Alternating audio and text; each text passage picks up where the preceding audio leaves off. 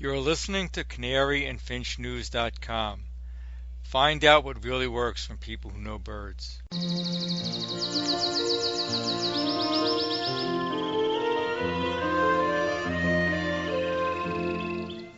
Hello, it's December 13th, and this is Canary and Finch News.com, coming to you from Jersey City, New Jersey.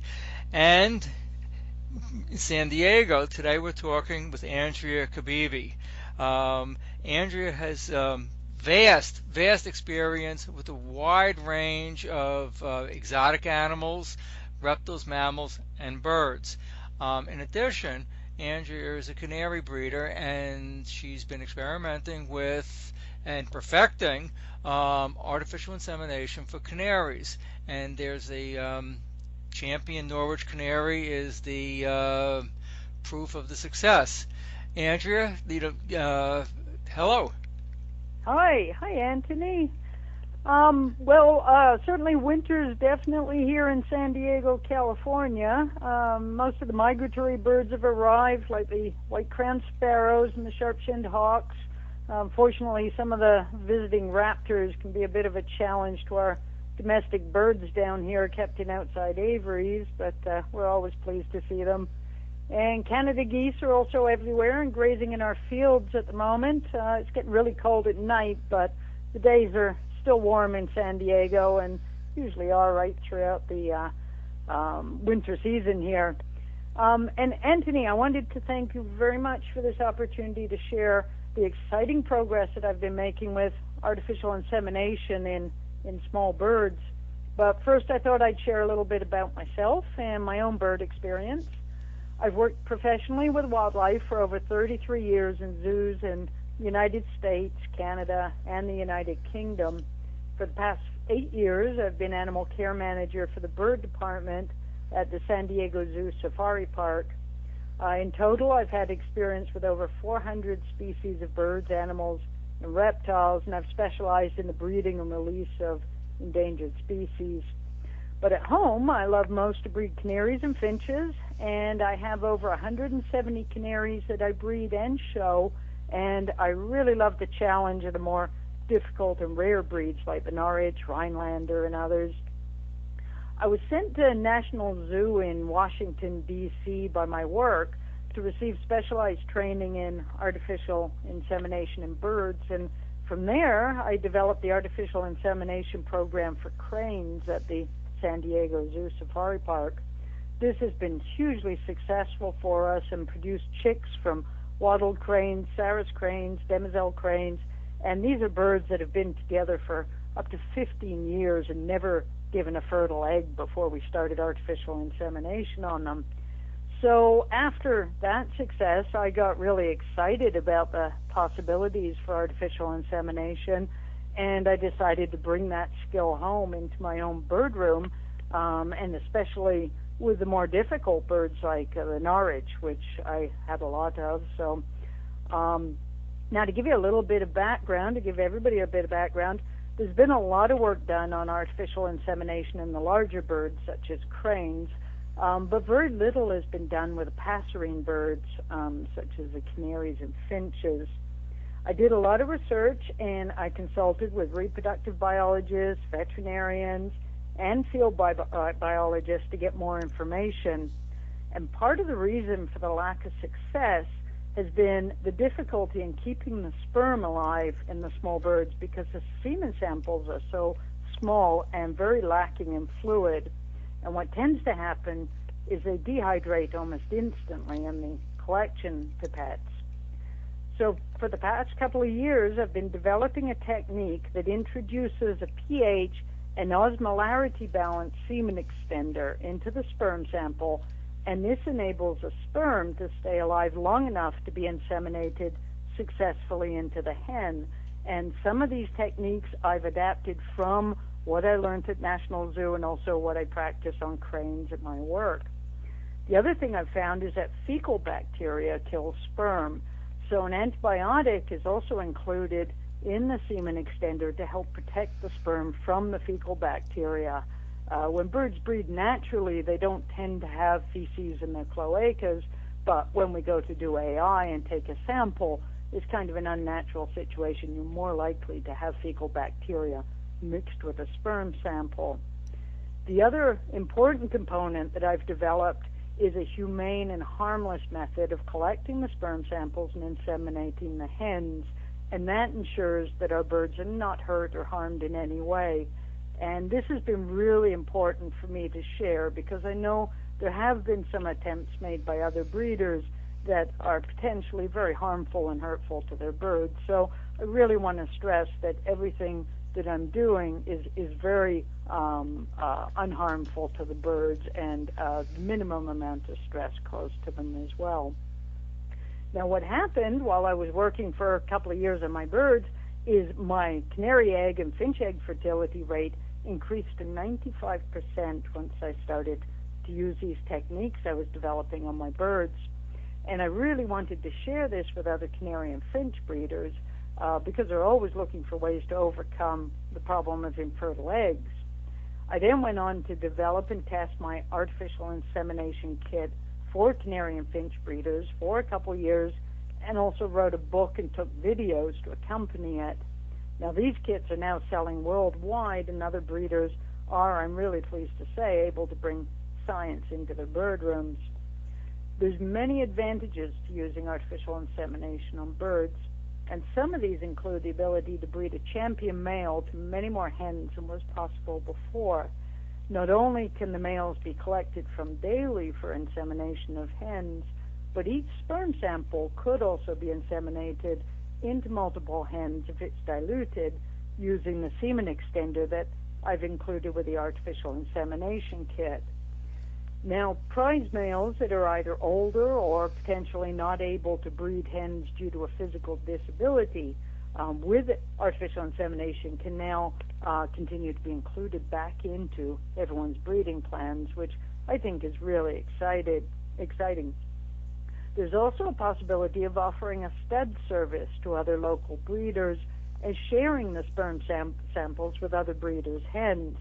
I've got a local canary breeder here who unfortunately recently lost both his male Norwich, and he's entering the next breeding season with only hens. Now, I don't at the moment have any spare males to give him for next year, but I do have the opportunity now to artificially inseminate his hens as soon as they're ready. So that's a really exciting opportunity to help save his breeding year because he can't find any more males, and he can still get fertile eggs to build up his collection again. Now, the world of hybrids could also be revolutionized by artificial insemination since we're no longer reliant on the birds being compatible enough to actually be attracted to each other. So the possibilities there are endless, and certainly the people that specialize in the hybrids, I'm sure, will be very excited at what it can potentially do now. Now, one of the fascinating factors about birds is that the sperm of different species is a very different shape, unlike mammals that have the same shaped sperm across almost all species. And I think it will be fascinating to find out if the different shaped sperm prevents the interbreeding of incompatible species. These are certainly questions that I don't have answers to at this point, and these new techniques that I've developed to allow us to collect sperm samples from the different males, it will also enable us to examine them under the microscope and learn more about the possibilities or the restrictions of breeding certain hybrids. Now, over the past couple of years, I've also developed a schedule of the best times to inseminate the hens and increase the chance of fertilizing every egg. Now, female canaries and finches are able to store sperm from the male in what is called their sperm storage tubules, and these are located at the bottom of their uterus.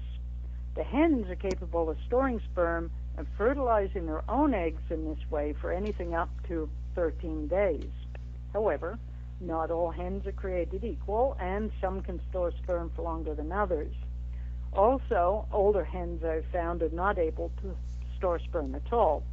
And for this reason, my recommended insemination schedule ensures that these storage tubules are filled before the first egg is laid, and also that new sperm is introduced after every egg in case the hen is not storing sperm as she should. I've also found out that males that are kept on their own or in a group with just other males reliably produce better sperm samples than those that are kept with hens. All this information and recommendations are in my book that accompanies the artificial insemination kit.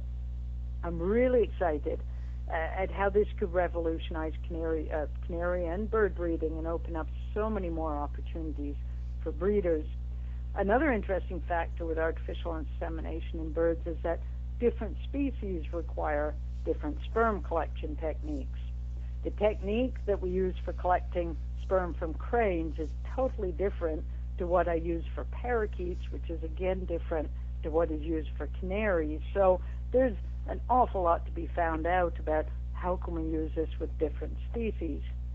Now, breeders are now coming to me and requesting that I could provide them with an artificial insemination kit for parrots and parakeets and also for pigeons.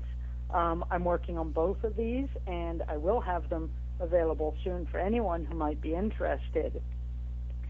And this brings us to the next really exciting development that I will be perfecting this year, and that's the freezing or cryopreservation of the small bird sperm samples. This has presented a lot of challenges, again, because of the very small sperm sample size of these birds, and I will be overcoming these this year and plan to share these techniques with other breeders soon. To successfully preserve sperm, or bird sperm, actually any sperm, it has to be frozen to minus 196 degrees Celsius, and this is achieved with the use of liquid nitrogen. It can't be done in a regular household freezer.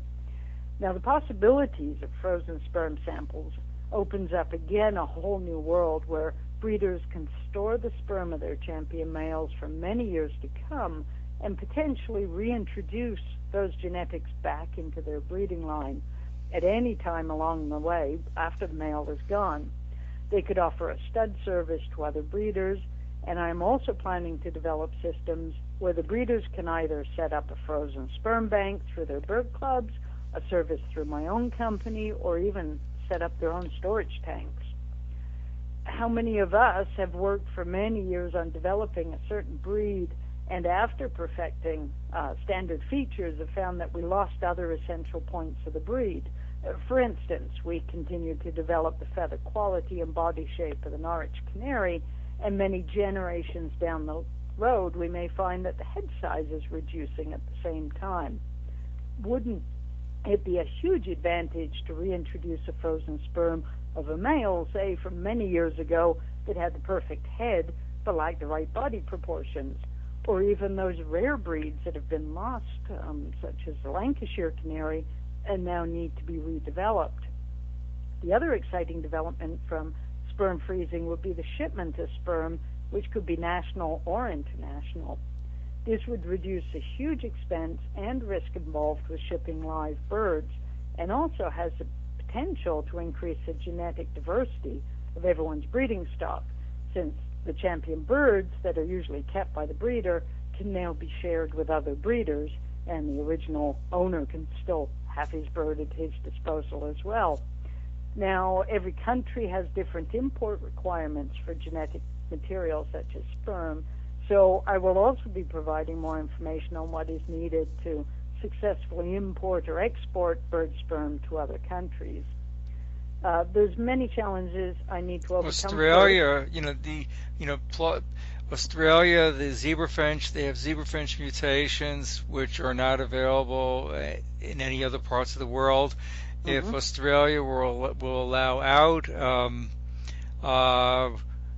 which has to be determined if that would be legal, but if they would allow out, semen samples of those zebra finches, the whole rest of the world will be able to enjoy those, those mutations, and also, as you mentioned, if a canary or budgerigar breeder is going to England, you're not going to buy the top bird. The breeders there are not going to sell their top birds.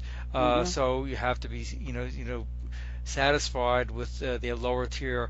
With AI, in a sense, you will be able to buy their top birds. To the same degree as if you were, going through all the quarantine restrictions and hoping they don't die in the quarantine, hoping that they acclimate to the food and water and everything else here. That those worries will all be eliminated. Yes, and it's a much more humane way to get new genetics into your lines. You don't have to worry about the fact that some birds are lost and they can't handle the stress of it, like you said. And certainly I'm hoping once I get the techniques perfected that there are certain canisters, liquid nitrogen canisters, that are used for transporting frozen semen samples. I could have one going over to, say, somewhere like Britain, and on its way back it brings new samples with it, and basically just travels around, and everybody piggybacks onto that and gains the advantage of having a few samples for their bird breeding collections, and they get dispersed around the country. But first, there's many challenges I do need to overcome to successfully freeze the small bird sperm, since the samples are so small and will damage much more easily than larger mammal samples. And I'm going to be working on that and making it available to breeders next year. Horse, dog, and even pig breeders have successfully been using artificial insemination and cryopreservation, or freezing of sperm, for many years, and I really believe it's time for bird breeders to develop these skills and open up to the opportunities that come with them. And certainly if anyone wants more information on artificial insemination or cryopreservation of the bird sperm, they can visit my website at cabibiscanaries.com, or they can follow me on Facebook, and I will be providing regular updates on my latest developments. On Facebook, I currently have a competition going to win a free artificial insemination kit for canary and finch breeders, and all anybody has to do is like my new page, which is Taxonics Reproductive Science Incorporated, and I'll be doing the draw on January 1st, 2016, and the lucky winner will have an artificial insemination kit sent out to them. So that's basically an overview of what I've been doing and what I'm really hoping for the future. And I know there's a lot of excited breeders out there that have been in touch with me and saying that they can't wait for the breeding season to arrive now. That's that on your Facebook, your business Facebook page. That's Taxonics, onyx, just like the stone. Taxonics Reproductive Services. Do I have that correct? That's right. Taxonics Reproductive Service Incorporated. And you can reach that page through my own personal page, which is Andrea Cabibi, or Cabibi's Canaries. It can be reached via that as well. Everybody should like like on Facebook, Taxonics Reproductive Services, just to stay informed on developments in this new field. But of course, you want to do that. The faster you do that, the you have a chance to win a free AI kit. So that's something, that's motivation to for speed. Something that came to my mind, when I was watching your. Also, if you go to cabibiscanaries.com, Andrea has some great YouTube videos. I shared one of them on, embedded one of them on canaryandfinch.com, and like I say, it's they're of course always available at cabibiscanaries.com, and you will want to watch them. When I was reading The Red Canary, he at some point. The author at some point talks about the problem with producing a bullfinch canary hybrid, and he mentions, I don't know if it's I forget if that was his speculation or if there's uh, research, but he states that it's because the bullfinch is a monogamous bird.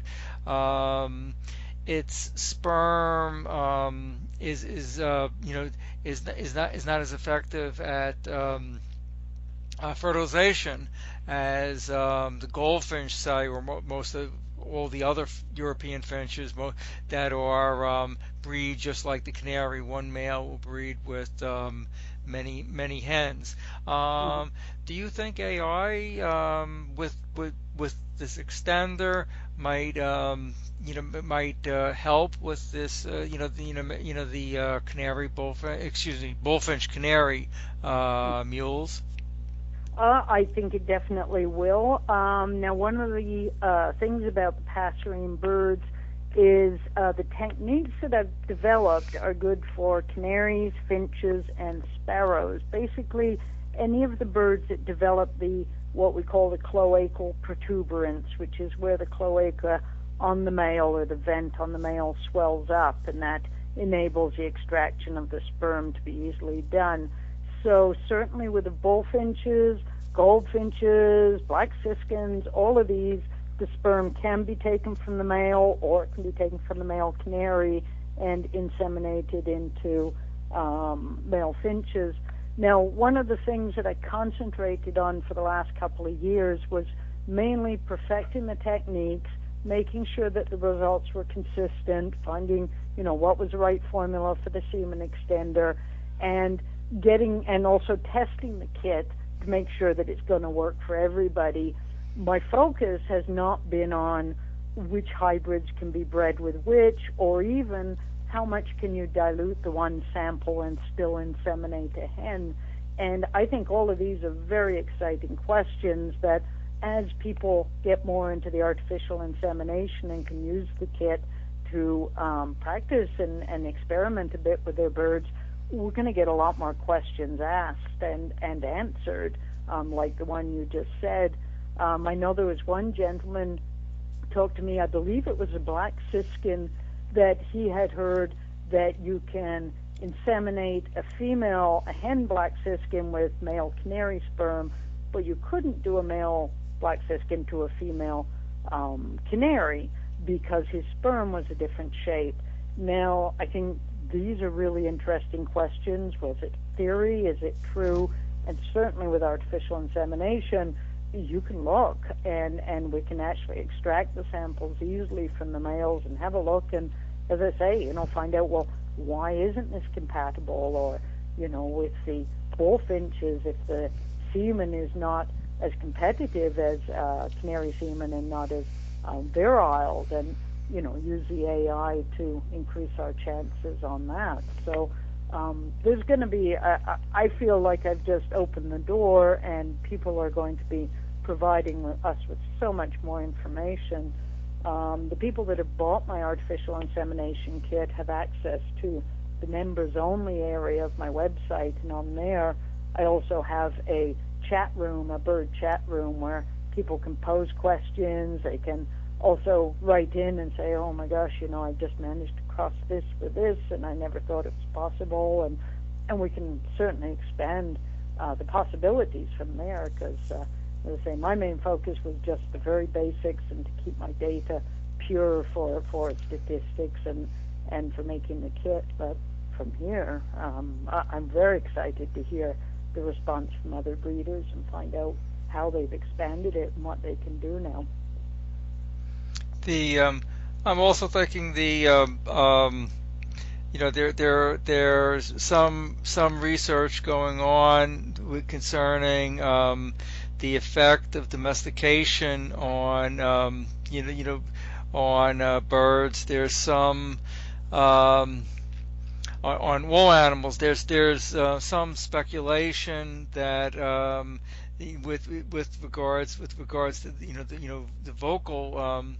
vocalization research, the that the Bengalese finch has a much more complicated call than its wild counterpart. I was critical of that research because there's the speculation is that the white rump munia is the if I'm pronouncing that correctly, is the wild progenitor of the Bengalese finch, which I don't think is certain. But of course, we can't get wild. We can't get adult wild zebra finches to or budgies to in the United States here anyhow to experiment with to study. If we could get if we could get the frozen frozen birds, so to speak, to and then raise them here. Just so something else that came to mind might be an extension of this. That again, birds that we can't for regulations we can't get here. Perhaps this will enable us to do so. Yeah, I do see that it's going to expand our genetics. It's going to expand the possibilities, as we say, of hybrids, of strengthening our lines potentially back to the original wild birds that the domestic versions came from, and it's got a lot of potential. And interesting, you brought up the song and the complications of the song.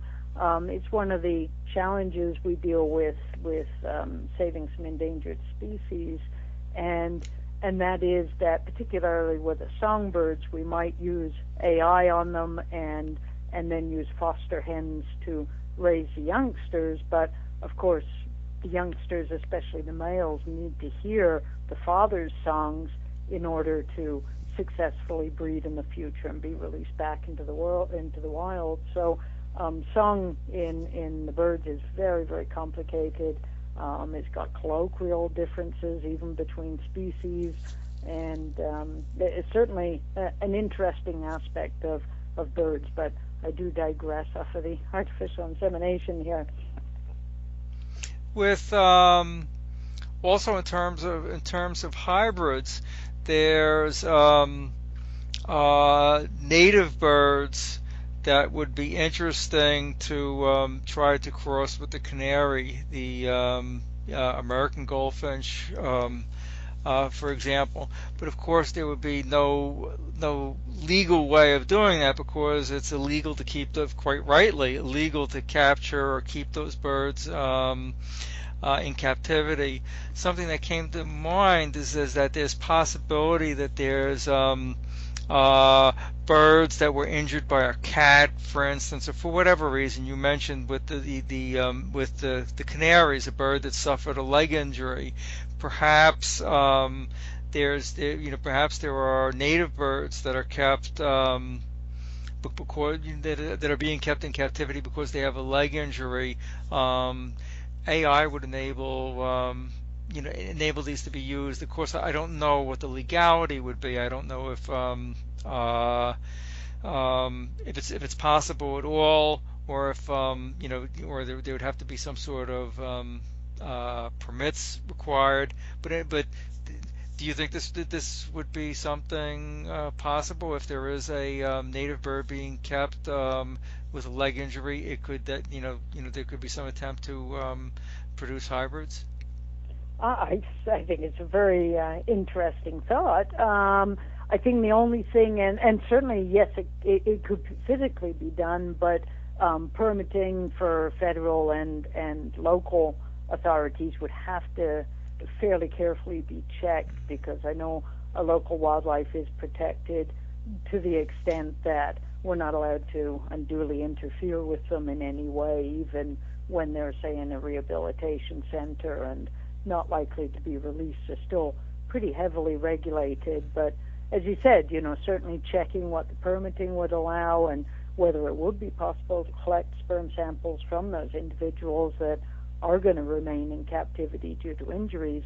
That's certainly a very interesting concept. But yeah, the permits would have to be checked out, and whether that would be a legal endeavor or not. So, but I say it's exciting how people can think how to take these things to the next stages is really exciting. Yeah, No, quite. The laws are in place for good, reason. They're it's a shame. The bird, the bunting that they call the mariposa, um, which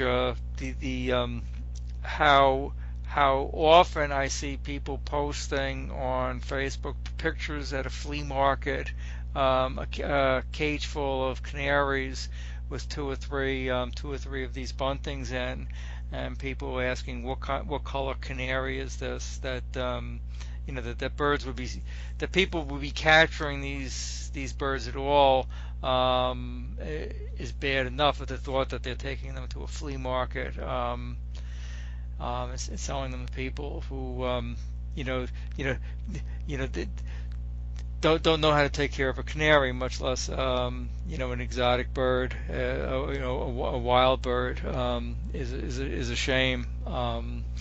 But no, just a thought. It struck me. It struck me that the coloration of the American goldfinch is similar to what the London fancy is supposed to look like. But I often wondered if that was uh, if that similarity went beyond beyond appearance. But it's just a thought. But Yeah, definitely. No, as I say, very interesting concept. But I think for sure we all have to remember that our wild birds are protected legally, and we got to be careful not to step over the line. But there are questions that can be asked of local authorities, and they'll certainly let us know what's possible and what's not possible. the samples in cryopreservation, how kept properly, how long, do they last indefinitely? 1 year, 100 years? What is the? Well, it's not been done long enough to put an end to how long they last. From my research and certainly cryopreservation that they do in the zoos, at this point, it's indefinite as long as the tanks are maintained properly. The liquid nitrogen does eventually need to be replaced because it does evaporate. So it does entail, good maintenance of the tanks to make sure that the sperm is not being defrosted or anything in any way over the years. But at this point, it looks like indefinite is definitely a feasibility as long as the tanks are properly maintained. Now, with a canary, of the hen is perfectly able to raise the young on her own, so the absence of of the male is no problem. Um, if instead AI was being used with finches that generally pair up, or of course a bird, the parrot type birds, a budgerigar even, where that is a pair is the standard breeding unit. What would be the strategy to use AI with these birds? Well, I think with that situation, you're still going to want to keep your birds in pairs. Now, I still have to do a little more research on the parrots and the like and come up with the best protocols for that. But ideally, you would want the parents in pairs, and then you use potentially a donor bird to take samples from to add to whatever sperm the hen might have got from the mate herself. Now, I think, as you mentioned in another conversation, you can sometimes use the genetic color coding of certain breedings to identify who the father was. If it's not really important that the bird is bred to one particular male, then I would tend to recommend leave a mate with the hen that is going to be good genetics, that you do want chicks from, and then if it's really important to do the artificial insemination as well, then take that from another male that's being kept separately, because they do tend to give better samples than the mates that are free breeding with a hen, and then inseminate her with that as well. And that way you're ensuring that the eggs that are coming down the track are going to be fertile, and the chicks that hit the ground are going to be good genetic, potential showbirds, whatever it is you're looking for. So definitely I don't recommend breaking up a pair bond or anything like that. I would say keep the pair bond and then just add to the dynamic of the breeding by doing the artificial insemination. If that's what you feel needs to be done, then you can't rely on just the pair, doing it themselves. Obviously leave the birds to breed naturally wherever and whenever you can, but we do all run into difficulties, or we have a preference for breeding and the birds hate each other, but that's the sperm and the egg we want to get together. This is where I envision artificial insemination coming in. It's not going to totally release replace natural breeding in any way. If with Pajero growers, a real easy way to determine paternity would be if the hen is a blue series bird, and skies, skies and grays are very good examples of them in for show for English exhibition parakeets, and if the AI donor is also a blue series bird, but the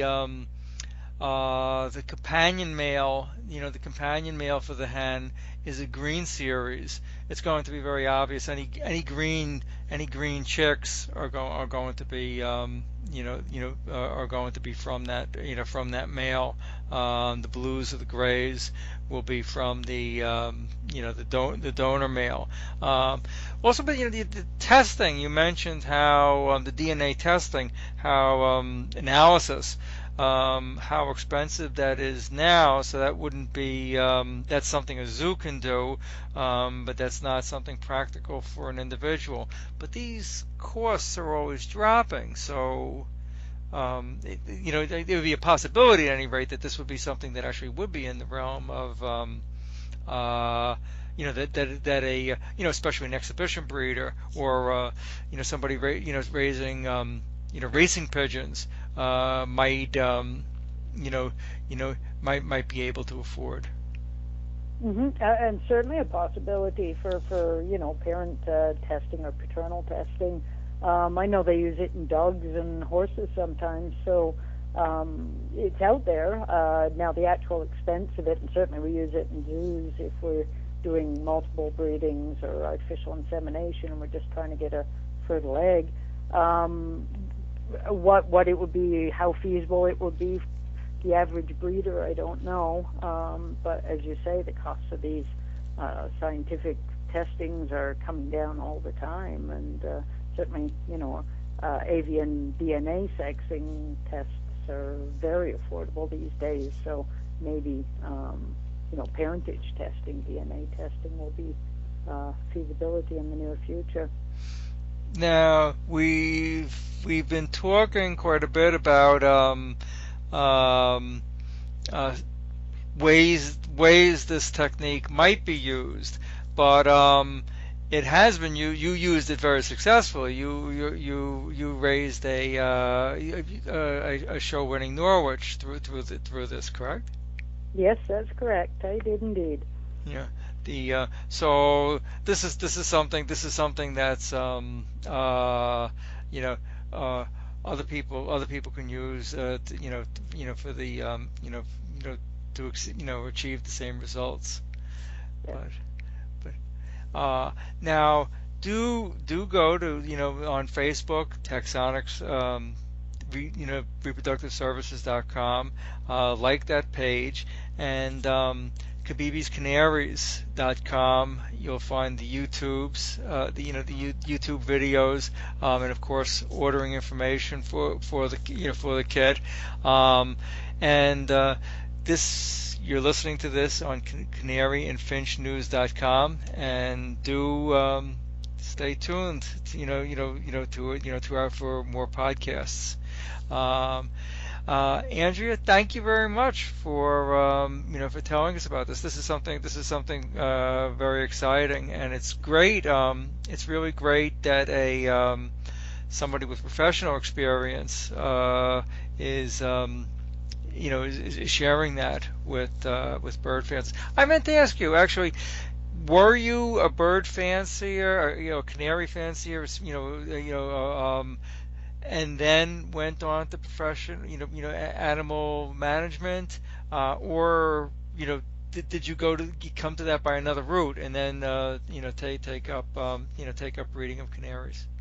Well, I actually did both at the same time. I had a huge variety of animals and birds that I've been breeding since, oh my gosh, since I was a little kid, and heading straight into the zoos as soon as I could was just a natural progression from that. So I've been doing both side by side for, as I say, over 33 years. I used to breed raptors and do falconry and everything to do with birds I've covered over the years, and canaries has been something I've done on and off for many, many years, and got very keen about it lately, and much more into the showing as well lately and breeding to a standard. So I would say one didn't really come before the other. They both, I've been doing both side by side. I work all day looking after animals and birds, and then I come home and work all night looking after animals and birds. I'm a very happy person. The your work is the envy, I'm sure, of just about every bird breeder. To be around the the birds we usually only see in pictures, and then plus have access to the resources of something like the San Diego Zoo is everybody's dream. Yes, for sure. And I do consider I've been very lucky and very blessed to be able to make my passion my work as well. And I know there's a lot of people that would like to do that, and yeah, what I can recommend is just go for it. It does have its costs. I've traveled a lot in my time, going from different countries to different zoos, and that meant that I didn't have much for furniture for most of my life. I traveled too much, but there's cost to it, and certainly I think if people just set their heart to it and say, this is what I want to do, as I did, then they can achieve it. And it's certainly a very, very rewarding for me to be able to express my passion in animals and birds with my life and my career as well. Well, Andrea Cabibi, thank you very much for sharing this information with CanaryandFinchNews.com. And do like her Facebook page, Taxonyx. That's ONYX, Reproductive Services on Facebook. And you might win a AI kit. Okay, thank you. Thank you very much for the opportunity to talk about AI, Anthony. I really appreciate it. You're listening to CanaryandFinchNews.com. Find out what really works from people who know birds.